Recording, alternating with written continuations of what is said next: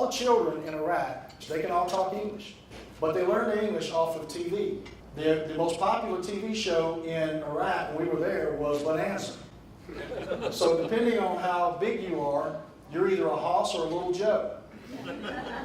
Well, with my combat gear on and 3 days worth of travel supplies and all that, I weighed 305 pounds. So I was a Hoss. So the children in our place where we go called me a Hoss. And there was one particular guy in this area where we were that we just called Buddy, because we couldn't say his Iraqi name, they couldn't say Rodeheaver either. So I called him Buddy, he called me Hoss, and we got along pretty good. But Buddy had been there when the Marines had this area, so Buddy's language was real colorful.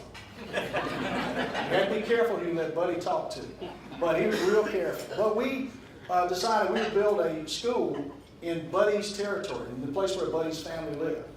So we got our engineer unit, we got all the supplies, went up there and built a school, and we had a Chamber of Commerce day. We put up yellow ribbons, we invited the sheiks, we invited the local politicians. They all came out, they went up there, we cut the ribbon, all the children ran in, they were clapping and cheering because they had now a little concrete block building. It was about a third the size of this room, and they were just as happy as they could be. Except for one group of children who stood outside, and they clapped and cheered, but they wouldn't come in. So when I asked them, I said, tell me why those children aren't coming in. The sheik of the territory said, those are children of the Bedouin tribes. The Bedouins had never supported Saddam Hussein. So because of that, Saddam Hussein made a law that if you don't wear shoes, you cannot go to school in Iraq. And the Bedouins do not wear shoes. That way, Saddam Hussein decided their children would never get an education. So again, you know, that didn't seem fair, so we talked to my sergeant major and all, we talked to the sheik, said, let me ask you this, if we give them shoes, how can we do that? Can we get them shoes and then go to school? And the sheik said, well, nobody's ever asked us if they can give them shoes before, but yes, if you give them shoes, they can go to school. So I handed that off to my sergeant major, and I went back to doing what I was supposed to be doing, and in a few weeks, I got this call through the logistics chain from the supply guy down in Kuwait. And he said, General, I can get you a battleship, I can get you F-18s, I can get you helicopters, I can get you anything you want to. We don't have children's shoes in the Army network. He said, so you're on your own with that.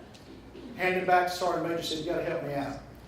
3 days later, he came back, he said, got it done, you'll have your shoes in a couple of weeks. I said, what did you do? He said, I called all the Georgia National Guard folks together. I said, how many of y'all work at K-mart, Walmart, Target, places like that? I gave them disposable phones. I said, call your boss, tell him we need shoes. We had 3 boxcar loads of shoes in 3 weeks from Georgia.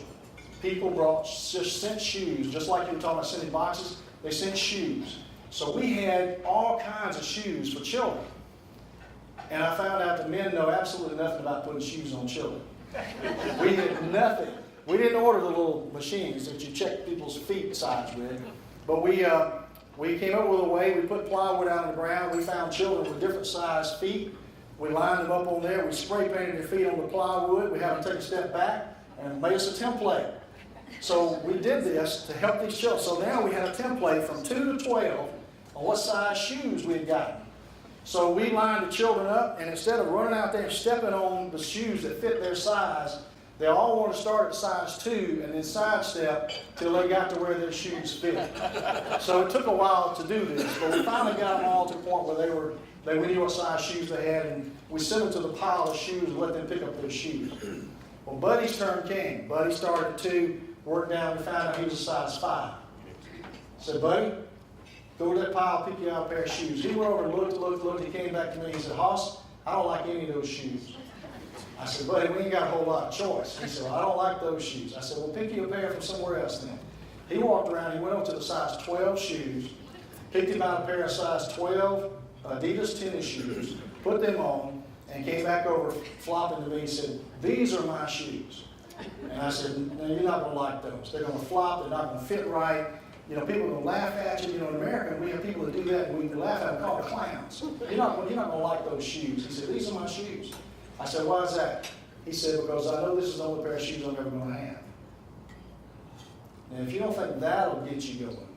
Now, think about that. I had soldiers with machine guns on their back, hand grenades on their chest, weapons. We had snipers on the roof, and every one of them, when he said that, had to turn around and cough and clear their throat to keep from crying in front of the kids.